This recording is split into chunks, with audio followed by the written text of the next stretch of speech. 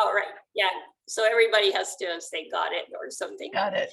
So we have a special treat today. We have Nancy Hirshbein as our guest and talk about diversity of experiences. And Nancy's not an artist maker herself, but she knows more about art than probably many of us combined, if not all of us combined.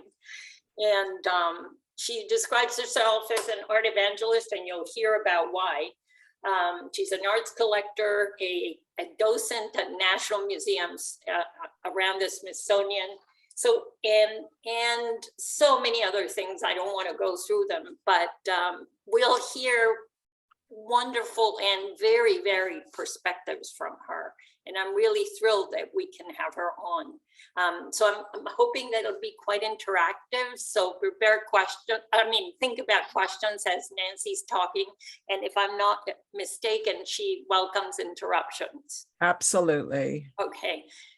Wonderful. Thank you so much, Nancy. And if you want, you can go ahead and share your screen. Well, first, let me thank you for the invitation. Thank Linda again for making the connection, and for all of you for your patience, because there's kind of an element of chutzpah that I feel that I'm here talking to people who are artists about your experience as artists, and not meaning to be presumptuous, but everything that I've been doing over the past few years has been because of people like you, and my appreciation for people like you who are the creators and the makers. So I was invited to speak with you this morning about my experience as an advocate for the arts, not just the arts in general, but for the artists in the DC area, the DMV. I'm going to talk a little bit about that evolution in consciousness, how I came to understand that we have a very vibrant and healthy arts ecosystem here in DC, and what made me such an enthusiast in terms of wanting to support in whatever ways that I could that ecosystem. So I put together some slides, and they're really just in the nature of prompts to remind me, kind of chronologically of how this evolution in terms of my interests took place. So I'm going to share my screen.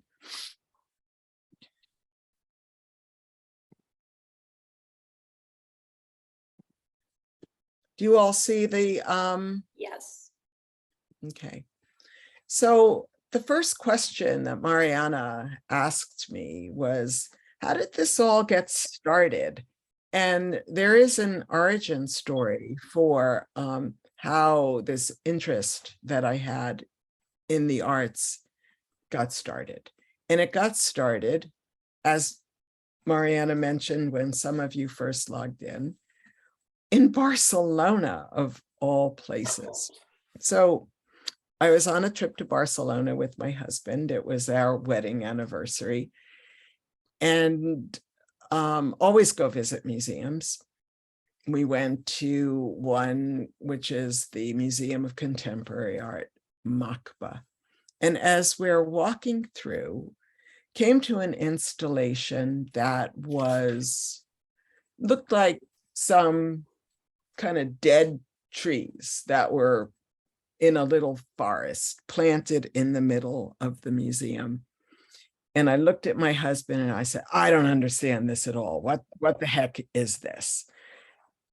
Fortunately, there was accompanying in the gallery a booklet, like a whole little booklet, many pages, explaining what the artist's intentions were in creating the installation.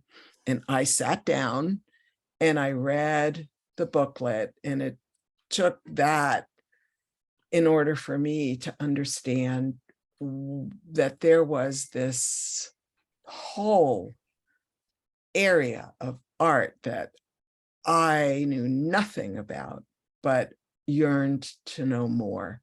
where it wasn't about the appearance of the art so much. It wasn't about beauty. It wasn't about anything that I had come to understand as what art meant.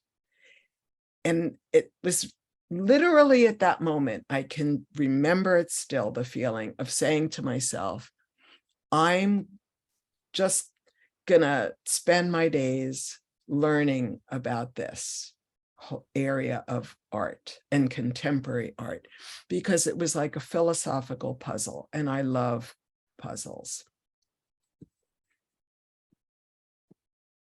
So coming back to DC, I tried to volunteer for some museums, because I thought that that would be a way to complete my education or further my education. And at first I volunteered at the Phillips Collection and the Textile Museum. I didn't mention that to you, Mariana, because I forgot that I volunteered at both those places for years until I was able to complete a training to volunteer at the Smithsonian and to volunteer at the National Gallery, because both of those trainings are pretty extensive. And when I started at the Hirshhorn, it wasn't as a docent. It was as one of those people sitting at the desk who tell you where the bathroom is. And that was still just being in that environment, surrounded by the art and able to ask the curators questions. And because it's a small museum at the Hirshhorn, and you really do get to know everybody. Not so much at the National Gallery, that's a huge organization, but what's neat about the National Gallery is when you volunteer there, the learning opportunities, honestly, it's like having access to a free master's in art history, because there's something for the volunteers almost every week, and it is required that you attend. Now we're doing so virtually, and they record it. But at that time it was show up in person, but it was always a pleasure, and it still is. So after, volunteering at the desk at the Hirshhorn for however many years, it was they who encouraged me to become a docent, and I did. The first exhibition that I docented for was this one. I don't know if any of you saw it. Robert Irwin. And what the heck are you looking at? This was such a pleasure for me, because you see something that's puzzling, and the artist himself is deeply immersed in a philosophical practice, which is pure joy for me. Robert Irwin, still living. He's in his 90s. He's what's called California Light and Space. You may have heard of James Turrell. He and Irwin were actual artistic partners for a while. Irwin had a major retrospective at the Hirshhorn, which, as retrospectives do, an overview of his entire career to that point. And taking visitors through this exhibition where the artist was asking you to stop and really interrogate your perceptions, how it is, not just what you see, but how it is that you see what you see, and the feeling of the space.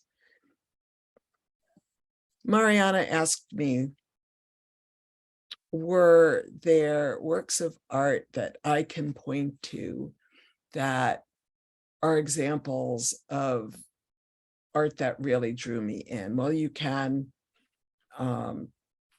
think about the Robert Irwin exhibition as one example of that.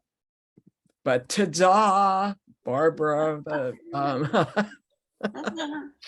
we had works by Marcel Duchamp at the Hirshhorn for a while. They were gifts of two local collectors, the Barbara Levine and her husband, whose name just went out of my head, Aaron.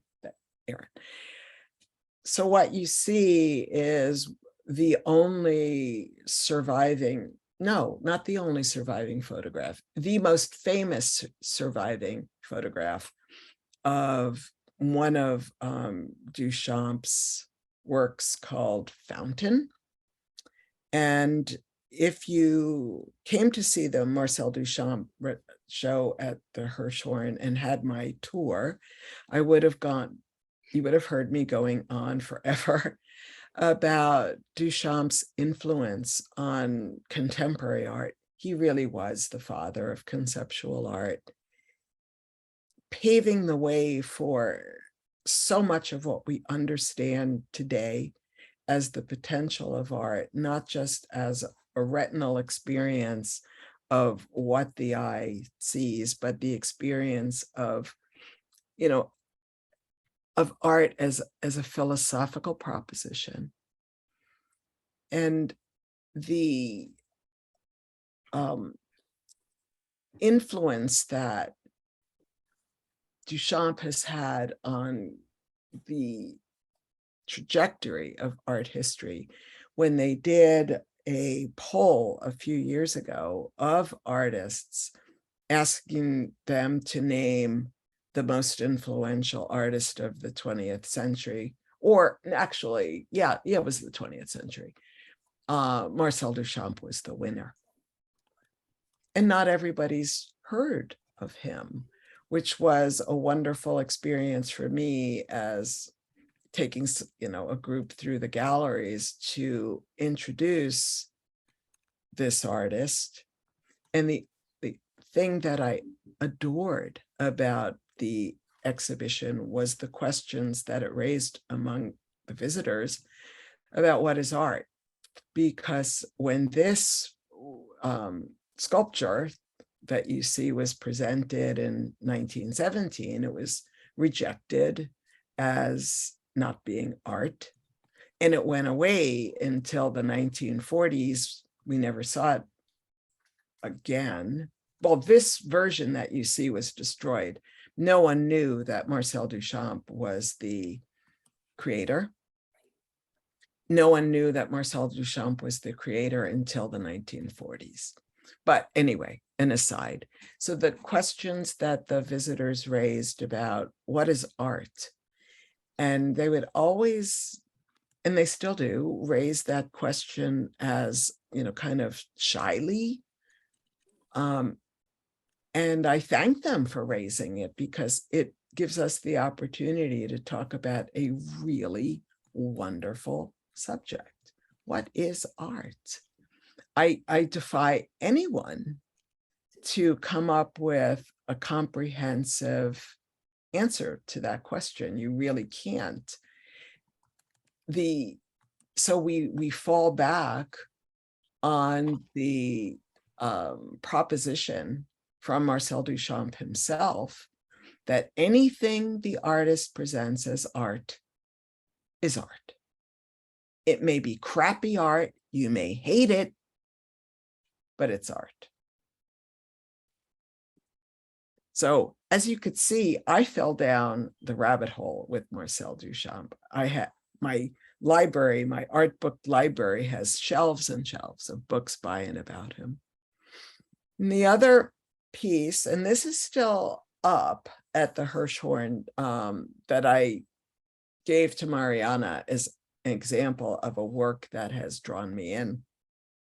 This is a detail from a very large installation called Pickett's Charge by the artist Mark Bradford, Mark Bradford, still living. He's 61 or 62. He's out in California. He has his studio in Los Angeles. And he was invited to create a commission for the Hirshbein, and he did, with this world's most giant collage called Pickett's Charge. What drew me in about this work was the conversation that the artist was having about the nature of American history and about history in general. And that's something that really intrigues me. So in addition to all the ways that the different methods that he employed in creating this work, excuse me, what a challenge it was. But the thesis that he's presenting about American history, and there's a message here. The opportunities that has given us collectively to think about the nature of history. And he was really prescient, because you all know that school boards all over the country are literally fighting about what we teach and how we teach it of American history. And this is exactly the sort of question that the artist was thinking about as he created this work. So how did I start being interested in local artists? You're going to be hearing in this series from my dear Otto Rose Bitterbaum, who has a gallery in Kensington. And as we started thinking about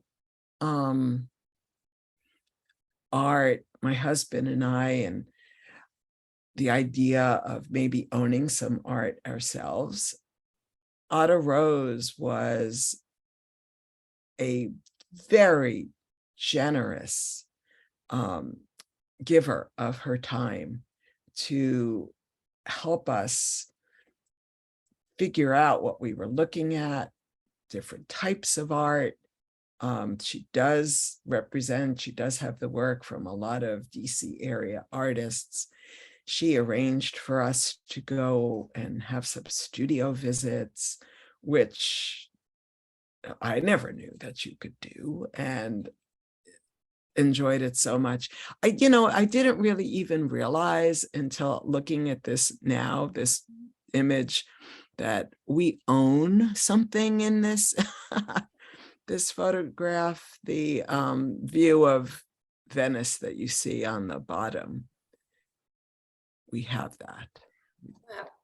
Anna Rose is actually our speaker next, or actually in 2 weeks. Yeah, she's great. She's just such a lovely person. And if you've never visited her gallery, I encourage everyone to do so.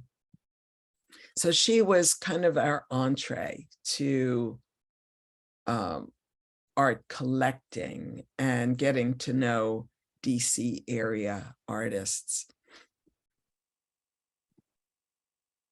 And that was the kind of aha moment. And I even made an aha moment here. Ta-da! Ta-da! Of what can we do to support local artists? Well, you could support local artists by buying their work. I mean, if someone is trying to make a living as an artist, you buy their work. And that was like just it. We're fortunate that we can do that. And it's something that we could do to make a difference.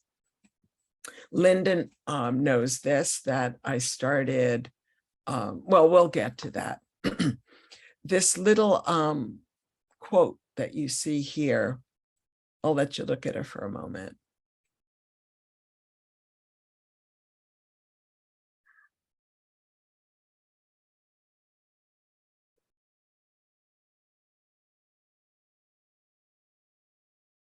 Are you all done reading? So when Mariana first saw this in my slideshow, she didn't know why it was here. And she thought I was saying, go out and buy art from Target or Walmart, just the opposite. This is a quote from an article that was in the living section of the Post. Every once in a while, they have these articles by a decorator or someone about how to hang art, how to live with art. And they'll say things like, buy it online. And it just kills me, because you can get original art by someone living here in DC, in the DC area, that's you're going to love, and that you're going to be able to form a relationship with the artist, often at the same price point or close to it that you will be paying for something from Target or IKEA or West Elm, what have you. And this is where I was going, arranging studio visits. I was enjoying studio visits, so I started inviting friends to join me in those expeditions. And one of the folks was Lynn Myers. I don't know if you know her. She has her studio. She lives and works in DC. This is a painting on the left that she's talking about. And what you see on the right is a print, a fine art print of one of her works, actually one that we own. It was an edition of 20. And when Mariana and I were talking about this conversation, this topic of fine art printmaking came up, and the role of works on paper in the arts ecosystem, and certainly as a collector. One of Lynn's paintings can go for $100,000. Now, that's not in my range. Yeah, her work is owned by museums all over the world. She's got work at the National Gallery, Phillips Collection, just every museum you could think of, including the British Museum, which isn't even an art museum, but they recently acquired one of her paintings. But her works on paper, you can buy a print of hers for much less. So like an edition, the one that we see on the right, I think was an edition of 20. And it was printed, the publisher was Flying Horse Press or whatever, I think. And it is a combination of screen print and engraving, I believe, multi process print. And it is as much an original work of art as a painting, only it happens to exist in 20 units. And there's variation among them, because as it comes out of the press, the only type of printing in which there's no variation is what's now called digital printing, digital printmaking, which is a way of saying that it's a very high quality copy made on a machine, like a Xerox machine, a digital printer. What you see on the right is something else. I have nothing against digital prints, but if you're going to start delving into that form of art making, you'll know that there are a lot of different ways to make prints, and some of them are more technically complicated than others. And it's also why digital prints can be much cheaper. So anyway, studio visits. We were doing them I was doing them quite frequently before we had to stop for the pandemic, and haven't arranged studio visits for a group yet since then, but I hope to get back to that.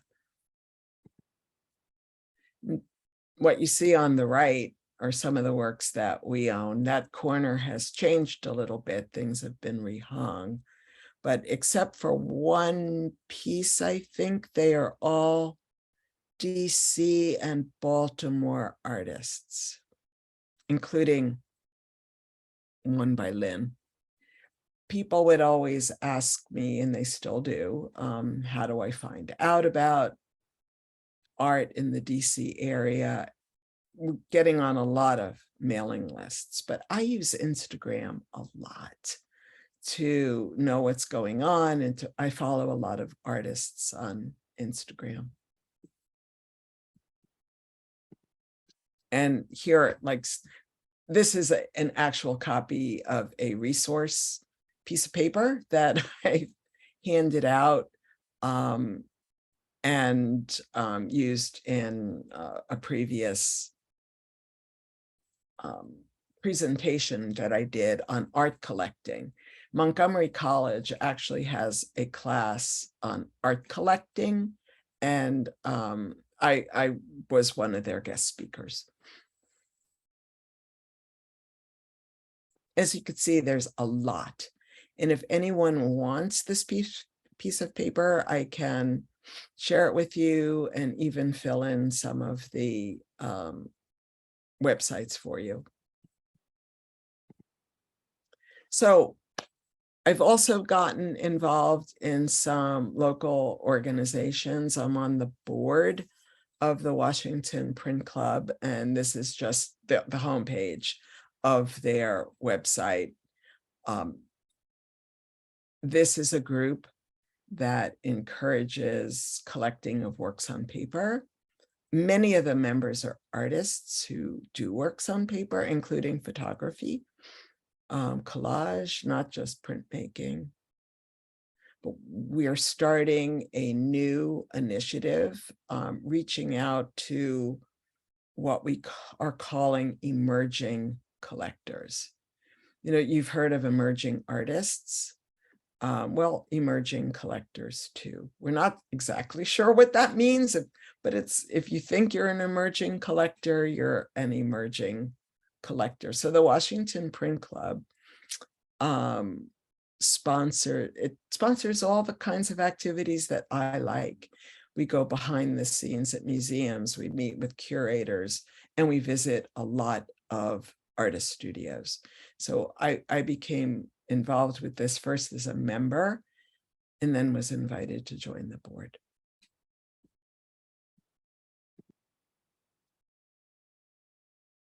In addition to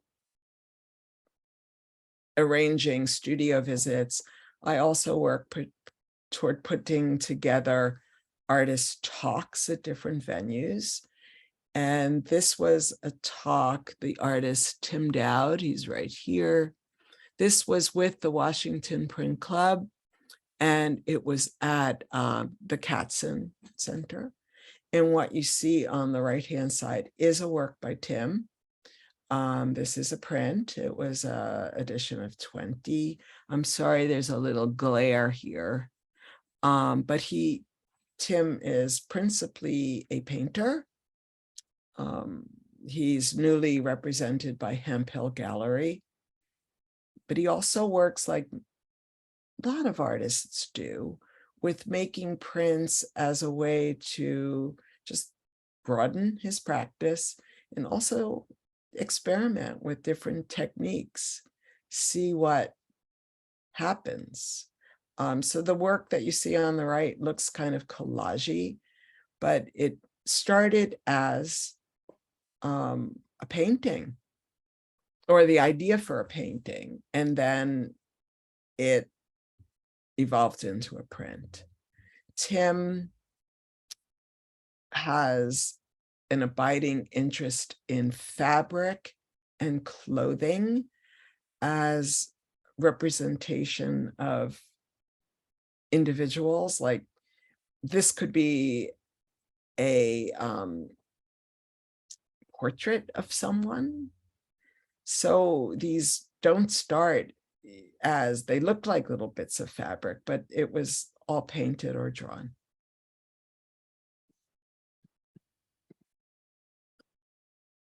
For a while, about a year and a half, I was on the board of Stable. I don't know if you all have heard of that. It is a nonprofit in DC that has below market studio space. I think there are currently 30 artists working at Stable, as well as a gallery. And I was doing talks, or putting together talks for Stable when I was on the board working on programs. And this was a program that I had envisioned called Art Relish to accomplish what my goal was to encourage people to become more just comfortable with the idea of collecting art, getting to know artists, visiting art galleries, and in general, just demystifying the art world. I'm no longer on the board at Stable. We talked earlier about Dial-A-Docent. This is another initiative that I started during the pandemic. And it was an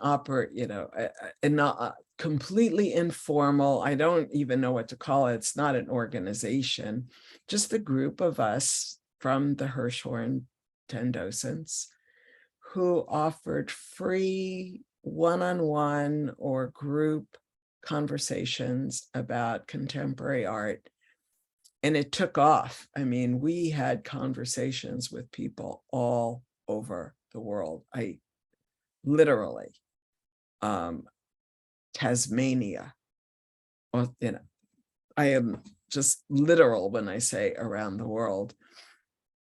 It was very time consuming during the pandemic. It's really just kind of tapered off a whole lot now that people are able to go back to museums. But it was another way that we could just talk about art and share our love for art. And I met so many people doing this, and it was interesting how many in our audience were docents from other places who don't have a contemporary art collection. And so even for docents and people immersed in the art world, this puzzle of contemporary art, it was enlightening to me to just find out how many people are not comfortable in talking about contemporary art, because there's just so many ways in which contemporary art conflicts with what we've been taught art should be. Right. Nancy, I'm sorry to interrupt. Can you give us an idea of the attendance to the Dial-A-Docent? Well, I did talks that were like, how many in the audience at one time, do you mean? I've done talks that were one person or a family. And I've done talks that were 50 or 60 people. Right. Wonderful. Thank you. That's what I wanted to see, how much. And we still do them, by the way. It's just not quite as busy as it was. How do we get on a mailing list?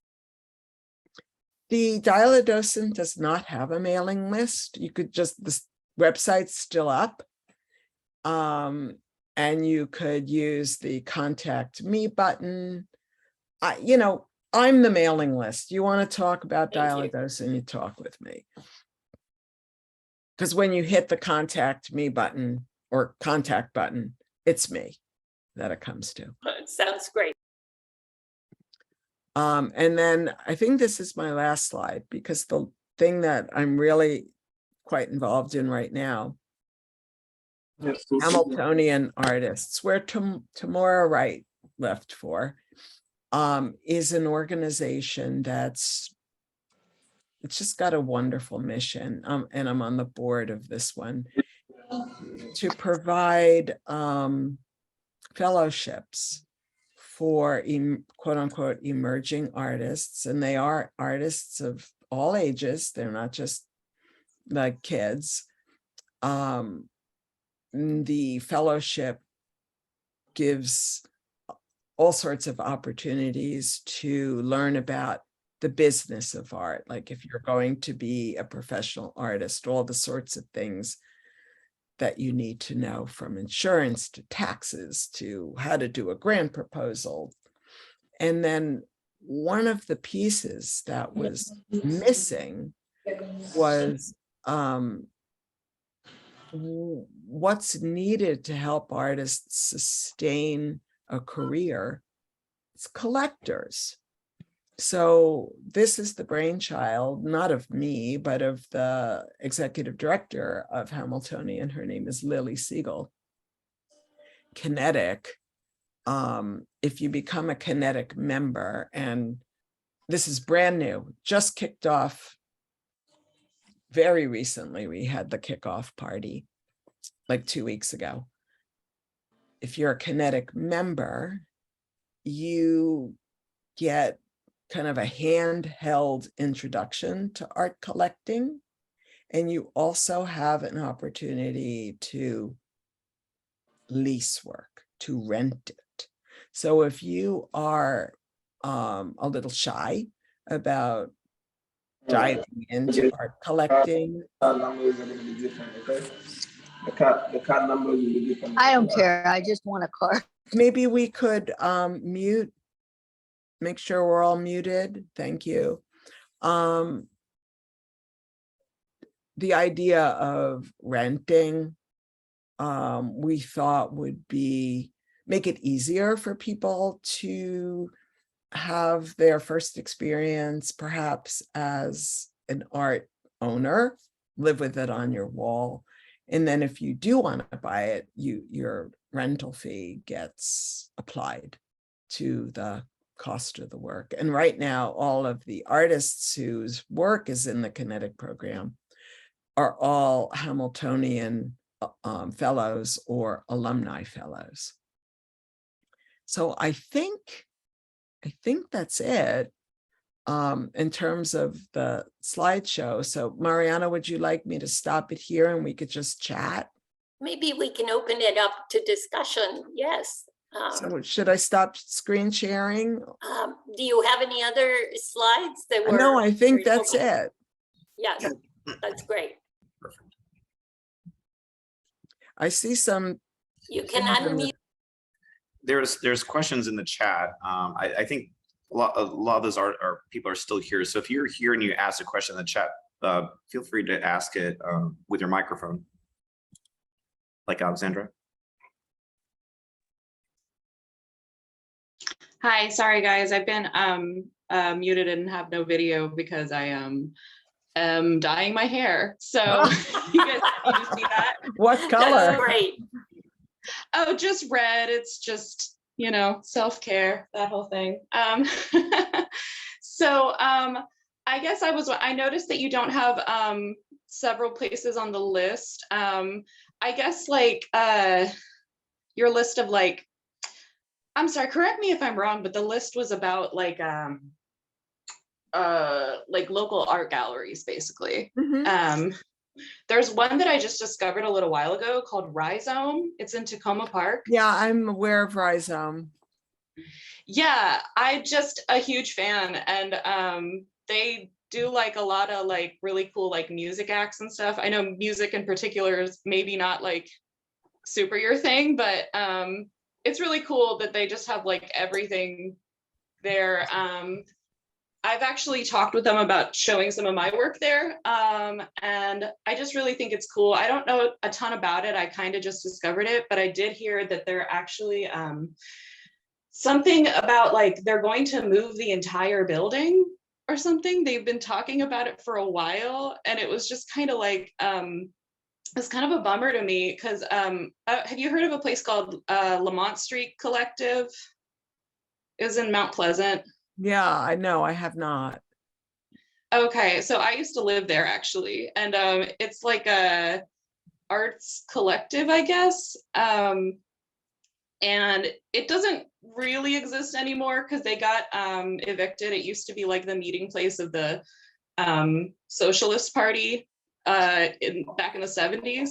And it just sort of over time turned into this like rent controlled arts and activism collective. And they had like, I think biannual art shows. They call it like Salon de Libertad. And I participated in that in the past because I mean, I lived there. And yeah, I've noticed that a lot of the art spaces, it seems like a lot of the like DIY art spaces in DC in particular just seem to be like kind of getting like almost like pushed out. Mhm. Yeah, I That's guess I'm a just kind of huge curious your thoughts about issue. that. I Yeah. mean, that lack of well, studio space and opportunities for local artists to show is a huge issue, and was actually what made me very enthusiastic about Stable, the entity that has the below market studio spaces and the gallery. Yeah, because you're right. I mean, this is a huge issue and inhibits the ability of artists to live and work in this area because it's prohibitively expensive to Yeah. have decent studio space. There is a very interesting art collective that just recently coalesced in Kensington. So if you Oh, ever really? do- I live in Kensington. Mhm. So if you ever, Ooh, yeah, do you know where Pazzo Fine Art is? no. It's a new gallery in Kensington, and right across the street are it's a warehouse that a bunch of artists took over and made some really beautiful studio space. That is so cool. I had no idea there was anything like that in Kensington. I didn't either. Yeah, that's great to know. Just- Wow. There's also that out of the way, is that what it's called? Out of the way studio? Yeah, off the tracks gallery, out of the Yeah. way gallery. I Yeah. mean, there are places. That's one of the reasons I follow them all on Instagram, because they do exist. But Hyattsville, there are several. Right. There's Otis Street today. O Street Galleries, 52 O Street's having an open house, which is where I'm going to go later when we're. Wait, I'm And sorry. What did you say about Otis Street?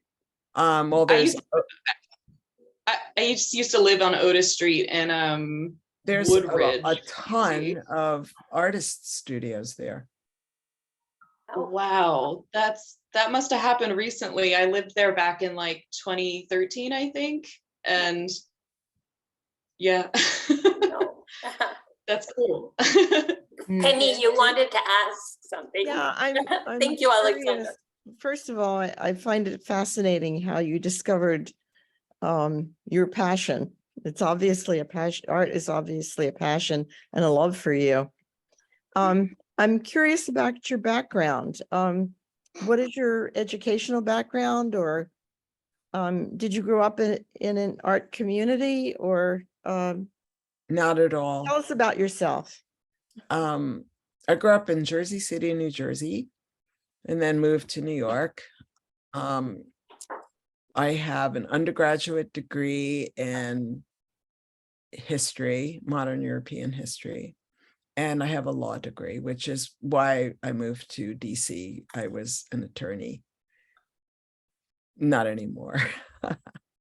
Nancy, didn't you also do a lot of stuff in women's a lot of activism and women's rights. Well, yeah, I mean, that's where I did my career. I was a lobbyist for many of the national women's organizations. My area of particular concentration was health and reproductive rights. Not a happy situation right now. Well, and I will say that Nancy and I met because we both had kids at the Washington Waldorf School, and we served on the board there and worked on projects together. And at some point towards the end of both our time there, she said to me, "Oh, I'm thinking of getting a graduate degree in art history." And it sort of came out of the blue. So I didn't know about the Barcelona thing, but then I don't know, sometime later she started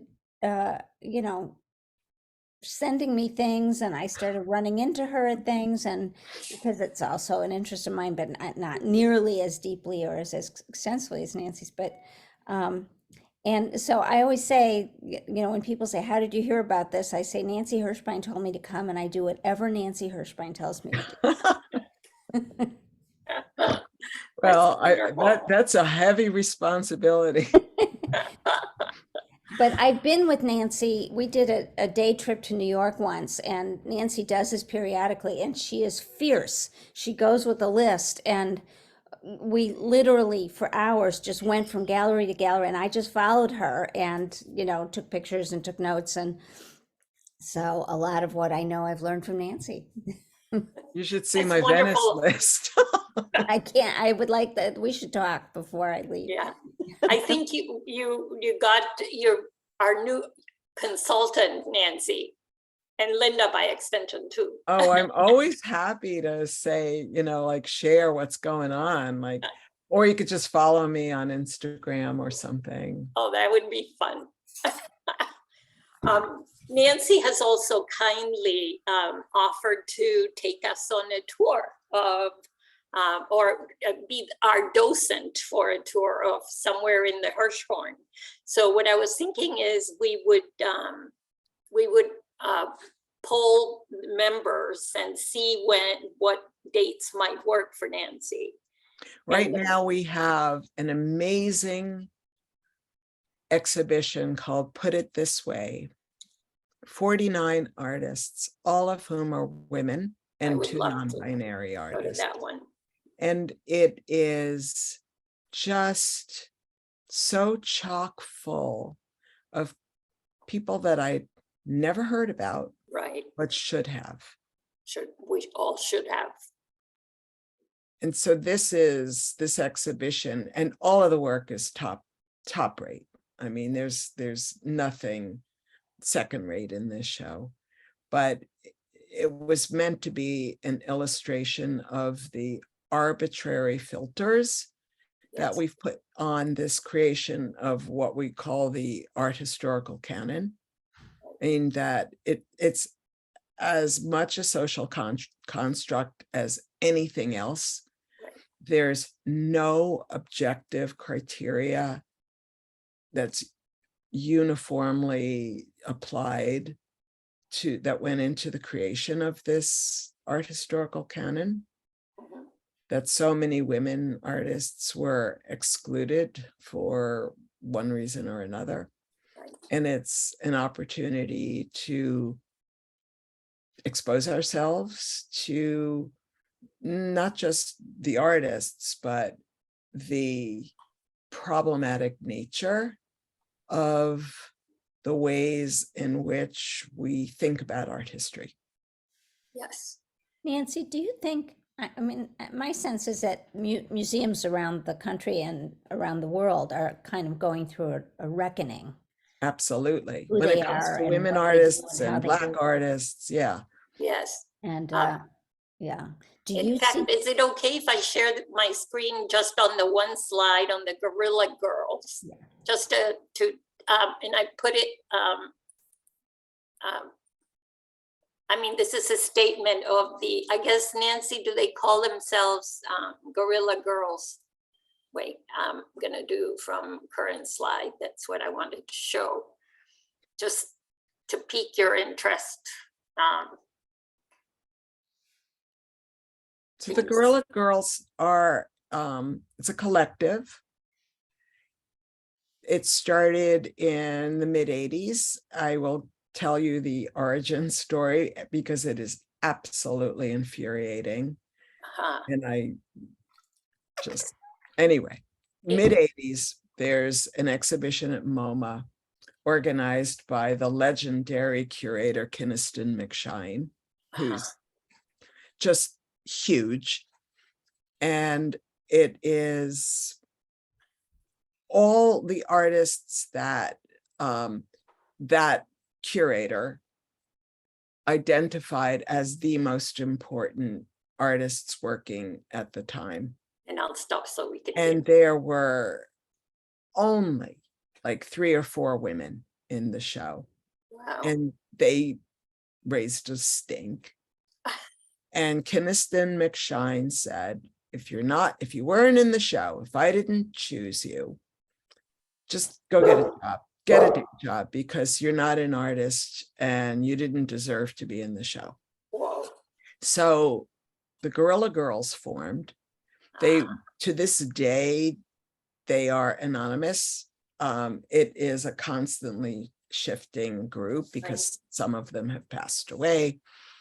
They wear gorilla masks whenever they're Right. in public. Like so you gorilla, don't- not yeah, garilla. right. You don't know who they are. Right. And the work that Mariana shared was a leaflet, a poster. Their activism continues, but this is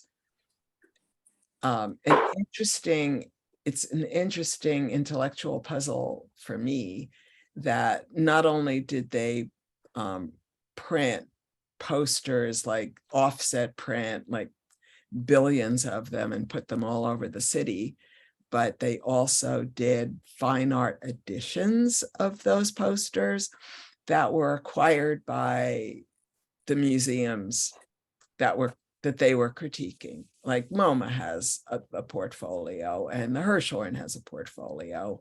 Library of Congress has a portfolio. That's fascinating. And the other thing I would mention, if you don't know about her, is Katie Hessel, the great women artist. And she Right. has a wonderful, you can find her on Instagram, which is how I originally found her, but she also has a podcast. And I listened to that podcast. I listen to it whenever it's on. And she started curating shows. She's now becoming quite famous, and she just came out with a book called The Story of Art, and you can't see it. The rest of the title is Without Men. I have a quibble with that book because Yeah. I think that she has subscribed to the myth that Marcel Duchamp was not the author of Fountain. Mhm. But I disagree with that completely. Yeah. And we can talk about that another time. We can, but what's interesting about, she's very young.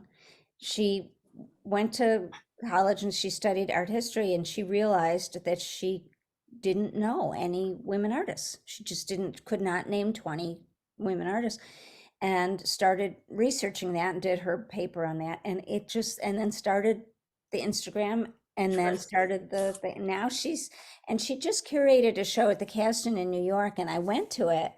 And I was kind of a fangirl. I went up to her and said, how much I had learned from listening to her. She said, well, let me give you a tour. And she gave me a tour of her show, which was great.